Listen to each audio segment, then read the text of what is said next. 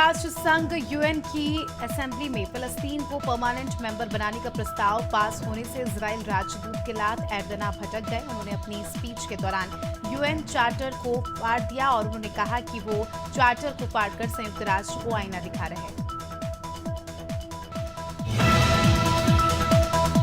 America के विदेश विभाग ने एक रिपोर्ट जारी की है। इसमें यह शक जताया है कि गाजा में इजरायल ने अमेरिकी हथियारों का इस्तेमाल अंतर्राष्ट्रीय कानून के मुताबिक नहीं किया है, जिससे मानवाधिकारों का उल्लंघन हुआ है। हालांकि अमेरिका गाजा में युद्ध के कारण पुख्ता सबूत नहीं ढूंढ सका है।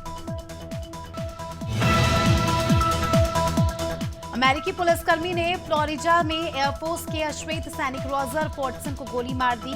घटना का वीडियो सोशल मीडिया पर वायरल हो रहा है और कैमरे में रिकॉर्ड हो गया है, जिसे गुरुवार को जारी किया गया। मृतक के परिजनों ने बताया कि एक शिकायत की जांच करने पहुंचा पुलिसकर्मी गलत घर में घुस गया था, जिसके बाद उसने रॉजर को दरवाजे पर ही गोली मार दी। ईरान ने 13 अप्रैल को जब्त किए जहाज एमएससी एरिस पर सवार 5 भारतीयों को रिहा कर दिया है। ईरान में मौजूदा भारतीय दूतावास ने बताया कि सभी लोग भारत के लिए रवाना हो गए हैं। उन्होंने ईरान अधिकारियों को सहयोग के लिए धन्यवाद दिया।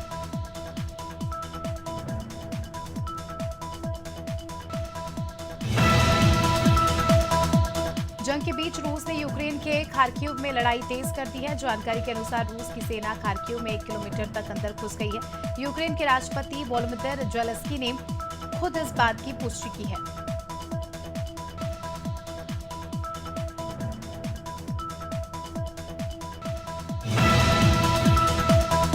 39 दिन बाद तिहाड़ जेल से जमानत पर बाहर आए दिल्ली के सीएम अरविंद केजरीवाल ने पार्टी ऑफिस में चुनावी भाषण दिया। उन्होंने 21 मिनट की स्पीच की शुरुआत हनुमान जी से की और प्रधानमंत्री नरेंद्र मोदी, तानाशाही, वन नेशनल वन लीडर, भ्रष्टाचार, देश विपक्षी गठबंधन पर खत्म की।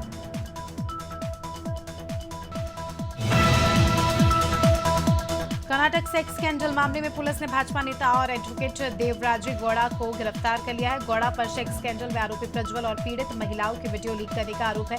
देवराजे ने अपने ऊपर लगे आरोपों को निराधार बताया है।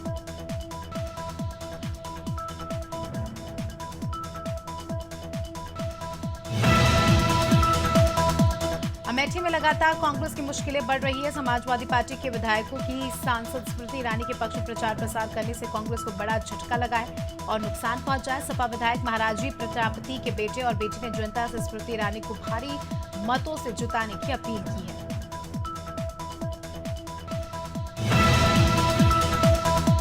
लोकसभा चुनाव के चौथे चरण में मध्य प्रदेश की 8 सीटों पर 13 मई को मतदान होगा। अब तक 21 लोकसभा सीटों पर वोटिंग हो चुकी है, जिन पर प्रचार के लिए प्रधानमंत्री, गृह मंत्री समेत कई दिग्गजों ने दौरे किए हैं।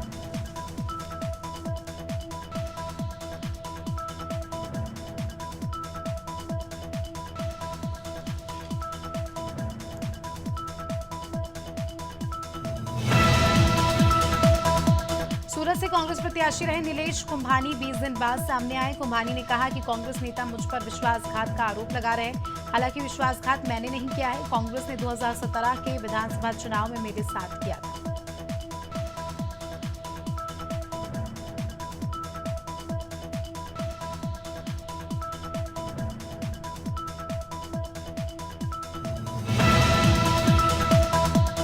दिल्ली बीजेपी अध्यक्ष वीरेंद्र सचदेव, केंद्रीय मंत्री वीके सिंह और बीजेपी नेता मनजिंदर सिंह सिरसा ने बीजेपी को समर्थन देने के लिए सिख युवाओं के साथ मोटरसाइकिल रैली निकाली। दिल्ली बीजेपी अध्यक्ष वीरेंद्र सचदेव ने कहा, पूरे देश और दिल्ली में एक ही संदेश है कि समाज का हर वर्ग प्रधानमंत्री मोदी के साथ है। सबका एक ही मंत्र है, फिर एक बार मोदी सरकार। दिल्ली में बीजेपी नेता मनजिंदर सिंह सिरसा ने कहा, नौजवानों ने बाइक रैली का आयोजन किया है। इस रैली का उद्देश्य ये दिखाना है कि हमारा समर्थन प्रधानमंत्री मोदी के साथ है। उन्होंने हमारे समुदाय को मजबूत करने के लिए अथक प्रयास किए और फिर चाहे करतारपुर साहिब के लिए कॉरिडोर का निर्माण हो या फिर वीर बाल गणतंत्र दिवस मनाना हो। बेगूसराय से बीजेपी उम्मीदवार गिरिराज सिंह ने दिल्ली के मुख्यमंत्री अरविंद केजरीवाल के बयान पर कहा कि केजरीवाल डरे हुए हैं और अभी तो जेल से पैरोल पर आए हैं। अरविंद केजरीवाल एक ऐसे व्यक्ति का नाम है जो अपनी बातों पर ही नहीं टिकते। ना तो वो राम भक्त है, ना हनुमान भक्त, वो सत्ता भक्त है। राहुल गांधी द्वारा पीएम मोदी को चुनौती देने पर अमेठी से बीजेपी की उम्मीदवार स्मृति ईरानी ने कहा कि सबसे पहले जिस व्यक्ति में इतनी हिम्मत नहीं है कि वो अपने गढ़ में एक सामान्य बीजेपी कार्यकर्ता से चुनाव लड़ सके तो वो डिंगे ना हाके तो ही बेहतर है। दूसरी बात, क्या वो इंडिया गठबंधन के पीएम उम्मीदवार है? राम मंदिर को लेकर महाराष्ट्र कांग्रेस अध्यक्ष नाना पटोले के बयान पर असम के मुख्यमंत्री हिमंता बिस्वा शर्मा ने बड़ा बयान दिया है। उन्होंने कहा कि नाना पटोले ने बेहद खतरनाक बयान दिया। सोनिया गांधी का धर्म क्या है और अगर राम मंदिर के शुद्धिकरण का काम सोनिया गांधी करेंगी तो क्या हिंदू चुप बैठेंगे? सुप्रीम कोर्ट के फैसले के बाद राम मंदिर बना। छत्तीसगढ़ में धमतरी जिले में पुलिस और नक्सलियों के बीच हुई मुठभेड़ में एक नक्सली को ढेर कर दिया गया। जवानों को भैंसा मुंडा के जंगल से मैनपुरी रुकापाड़ा संयुक्त डिवीजन के नक्सलियों की सूचना मिली थी, जिसके बाद धमतरी नगरी डीआरजी और गरियाबंद की संयुक्त टीम एंटी नक्सल ऑपरेशन के लिए रवाना हुई और इस दौरान जवानों को आतंरिक नक्सलियों ने फायरिंग शुरू कर दी। दमोह में मिशन अस्पताल में महिला को जीवन दान मिला। महिला के पेट से ऑपरेशन के बाद 4 किलोग्राम का ट्यूमर निकाला गया। महिला हरिबाई पटेल पिछले 4 सालों से पेट दर्द से पीड़ित थी। मरीज अब पूरी तरह से स्वस्थ है। वहीं मरीज के परिजनों ने भी राहत की सांस ली है।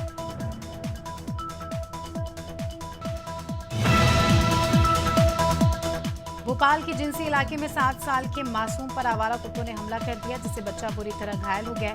आसपास से गुजर रहे लोगों ने बच्चों को कुत्ते से बचाया और घर पहुंचाया। परिजनों ने बच्चे को हॉस्पिटल लेकर गए, जहां उसका इलाज जारी है।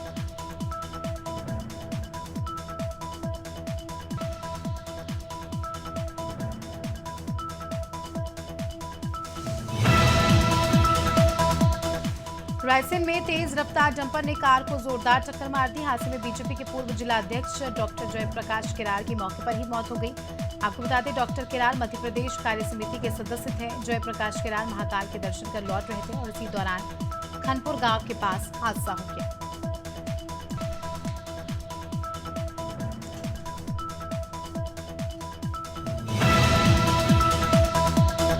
ग्वालियर रेलवे स्टेशन पर लावारिस हालत में 3 बच्चे मिले हैं, जिसमें 2 बच्चियां और एक नवजात शामिल है। लावारिस मिले बच्चे अपने माता पिता के बारे में कुछ नहीं बता पा रहे हैं। रेलवे पुलिस ने तीनों बच्चों को अपनी देखरेख में लिया। फिलहाल रेलवे पुलिस बच्चों की माता पिता की तलाश में जुटी हुई है।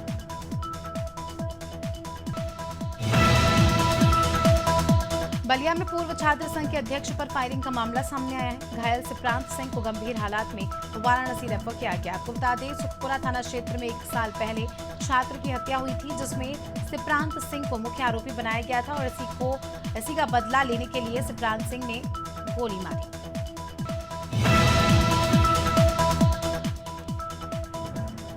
मथुरा में पुलिस और भैंस चोरी करने वाले बदमाशों में मुठभेड़ हो गई, जिसमें एक आरोपी घायल हो गया। इस मुठभेड़ के दौरान पुलिस ने 3 आरोपियों को गिरफ्तार किया। उनके कब्जे से 39,000 रुपए समेत अन्य सामान बरामद हुआ। फिलहाल घायल आरोपियों को जिला अस्पताल में भर्ती कराया गया। मसूरी में अनियंत्रित कार की चपेट में आए 2 युवक घायल हो गए, जिनमें से एक युवक की हालत गंभीर है। घायल युवक को गंभीर हालात में उप जिला अस्पताल लाया गया है, जहां से डॉक्टरों ने प्राथमिक उपचार के बाद उसे देहरादून रेफर कर दिया गया। दरअसल बालोरगंज से मसूरी की ओर आ रही कार का स्टीयरिंग लॉक किया था और हादसा हुआ।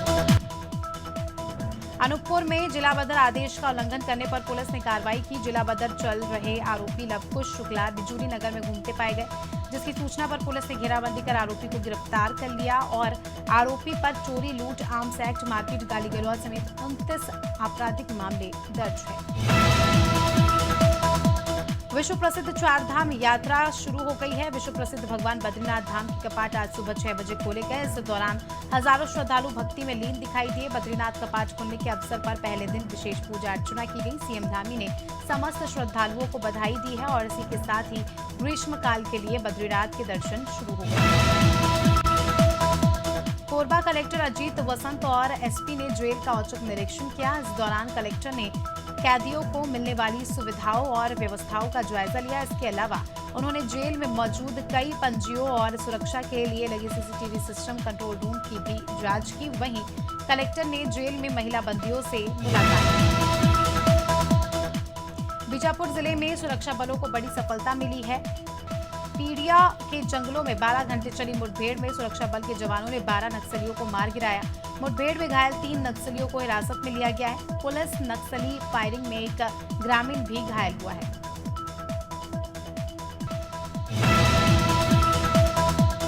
जबलपुर के मदन महल स्टेशन में एक दर्दनाक हादसा हो गया, जहां ट्रेन में चढ़ते समय एक महिला का पैर फिसल गया, जिससे महिला ट्रेन के नीचे आ गई और उसकी मौत हो गई। शादी समारोह से लौटकर महिला अपने घर भोपाल जाने के लिए मदन महल स्टेशन पर आई थी। ट्रेन आते देख महिला चलती ट्रेन में चढ़ने लगी और उस दौरान यह हादसा हुआ। छत्तीसगढ़ के चिरमिरी में धधकती कोयले की खदानें बड़ी आपदा को आमंत्रण दे रही है। South Eastern Coal Field Limited के स्वामित्व वाली इन खदानों से निकला धुआं वातावरण को जहरीला बना रहा है। यहाँ कोयले में लगी आग से जहाँ एक तरफ लाखों टन कोयला जलकर खाक हो रहा है, तो वहीं दूसरी तरफ जलते हुए कोयले से निकलती जहरीली गैस स्वास्थ्य के लिए नुकसानदायक है।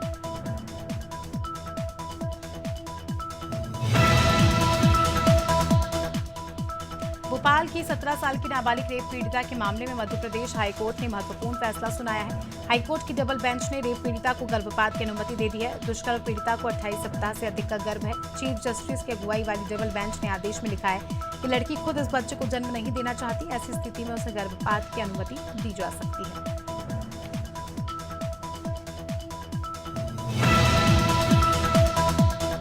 महासमुंद जिले में हत्या के मामले का खुलासा कर पुलिस ने 3 आरोपियों को गिरफ्तार कर लिया है। मामला बागबहारा थाना क्षेत्र के सेवाती रेवा गांव का है, जहां 7 मई को युवक की हत्या कर हत्यारों ने शव को नदी के किनारे दफना दिया। हत्या के पीछे पुरानी रंजिश बताई जा रही है। मामले में एक नाबालिग को भी गिरफ्तार किया गया है।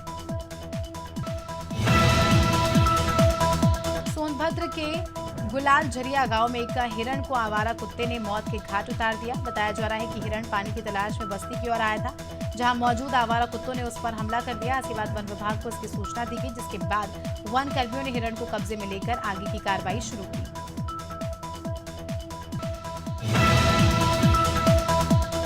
रेवाड़ी में बाइक चोरी का एक और मामला सामने आया है, जहां चोरों ने लाइनमैन की बाइक पर हाथ साफ कर लिया। लाइनमैन रेलवे रोड के पास अपनी बाइक खड़ी करके बिजली सही कर रहा था। ऐसी बीच चोर उसकी बाइक चोरी कर ले गए। घटना का वीडियो सीसीटीवी में रिकॉर्ड हुआ है।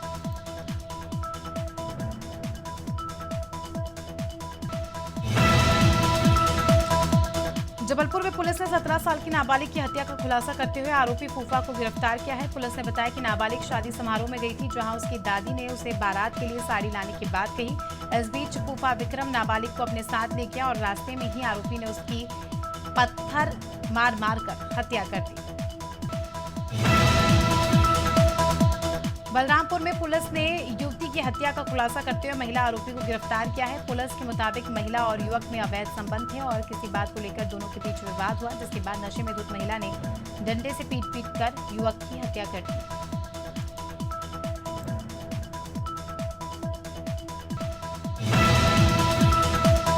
आगरा में पुलिस ने एक घर में छापेमार कर अवैध मीट बरामद किया है। दरअसल पुलिस को अवैध तरीके से घर में मीट का स्टॉक होने की सूचना थी।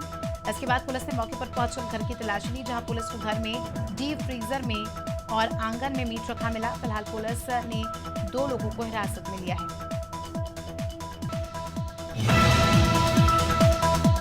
बैरसिया के बमोरा गांव में एक जमीन विवाद को लेकर सरपंच और पूर्व सरपंच के गुटों में खूनी झड़प हुई, जिसमें 2 लोगों की मौत हो गई और 1 दर्जन लोग घायल हैं।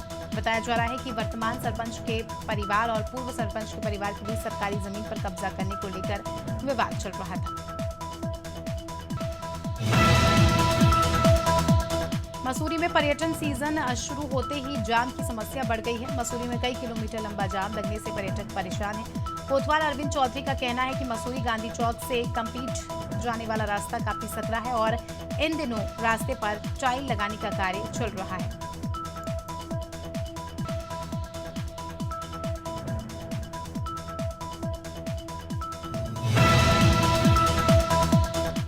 रुद्रप्रयाग के केदारपुरी में पुलिस ने ऑपरेशन मर्यादा अभियान चलाया। इस दौरान केदारपुरी धाम परिसर में नशे का सेवन करने वाले के खिलाफ पुलिस ने कार्रवाई की है। पुलिस ने अलग अलग स्थानों पर नशे का सेवन कर रहे 10 लोगों का चालान काटा, साथ ही सभी को सख्त हिदायत देकर छोड़ भी दिया।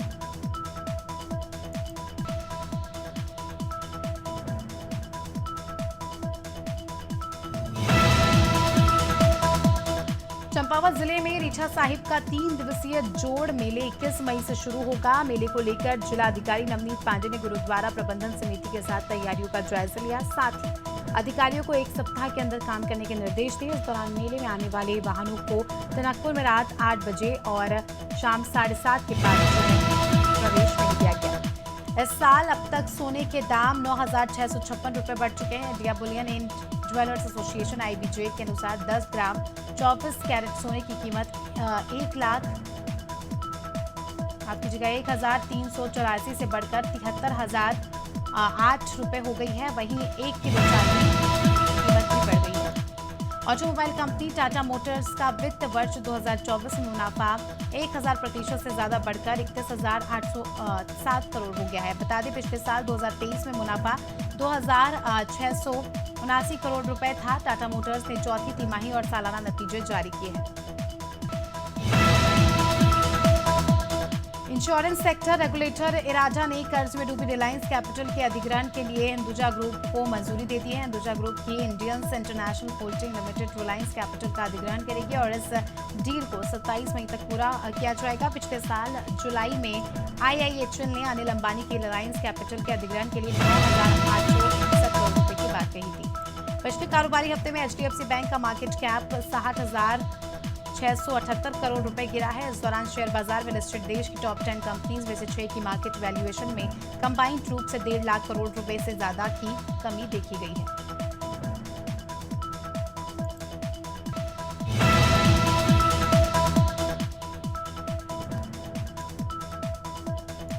IPL में आज डबल हेडर खेला जाएगा। दिन का पहला मुकाबला चेन्नई सुपर किंग्स और राजस्थान रॉयल्स के बीच खेला जाएगा। मैच चेन्नई के home ground MA Chidambaram stadium में दोपहर 3:30 बजे से खेला जाएगा। दोनों टीमें इस सीजन में पहली बार आमने सामने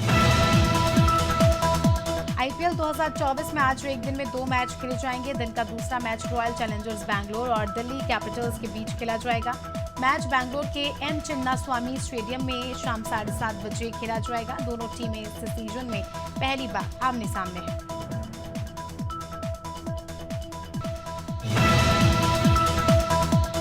BCCI घरेलू क्रिकेट को बेहतर बनाने के लिए रणजी ट्रॉफी को 2 चरणों में कराने के साथ ही 3 बदलाव करने जा रहा है। BCCI के सचिव जय शाह ने 2024-2025 के घरेलू सीजन के लिए एक्सपो काउंसिल को 3 बड़ी सिफारिशें भेजी है, जिनमें रणजी ट्रॉफी को 2 चरणों में करना, अंडर 23 CK नायडू ट्रॉफी में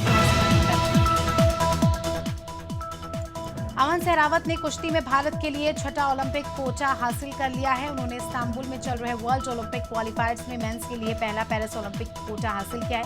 इससे पहले महिलाओं में निशा दहिया ने 68 किलो वेट कैटेगरी में 5वां कोटा हासिल किया है।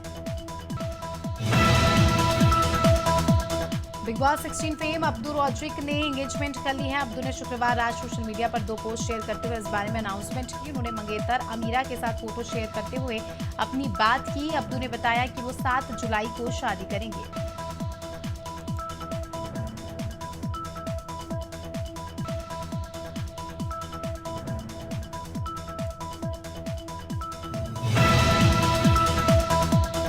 राजकुमार राव की फिल्म श्रीकांत के कलेक्शन में दूसरे दिन तकरीबन 80% का इजाफा हुआ है। रिलीज के दूसरे दिन फिल्म ने 4 करोड़ रुपए कमाए हैं और इसके साथ ही फिल्म ने 2 दिनों में 6 करोड़ 25 लाख रुपए की कमाई की है। इससे पहले ओपनिंग डे पर 2 करोड़ 25 लाख रुपए फिल्म ने कमाए थे।